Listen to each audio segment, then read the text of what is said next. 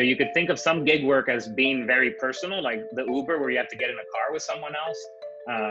If we come out of this pandemic being a little bit more conservative on interaction with the social distancing, for example, I think it's going to be less likely that we're going to be utilizing kind of, getting into a random stranger's car as before. It's cheaper, but it's still like, oh, there's now, in addition to, whatever I have to pay for Uber, there's that incremental cost that the driver could have COVID. And from the driver's perspective, I could make an X number of dollars by driving, but I also now increase the likelihood that one of my passengers might have COVID.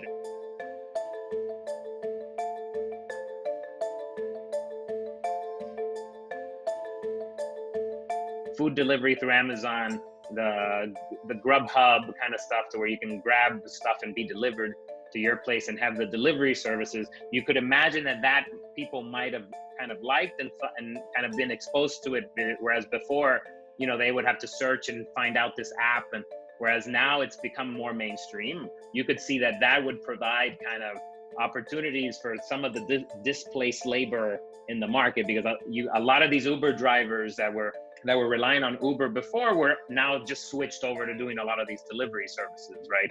Where you were kind of helping get food to individuals, and there was reducing the social contact between having to have everybody outside, right, going to pick up food or going to the grocery store. So in that sense, I think that you would see as being a mechanism to kind of provide opportunities for individuals that might be kind of between employment. And that was kind of traditionally what the gig economy was, right? It was kind of a stepping stone between individuals changing careers, maybe going back to school, providing this side income.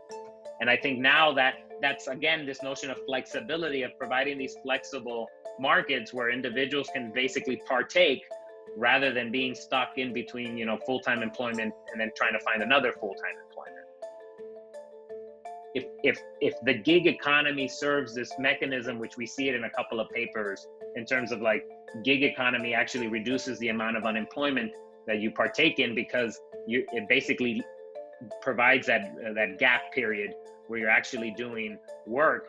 You can think of it as also maintaining some human capital, right? We don't have that much human capital depreciation, whereas before you would just go on unemployment. The concern is that as you stay home and not work, you lose scheduling, you lose a lot of this kind of human capital that you're used to when you have a full-time job. That starts depreciating.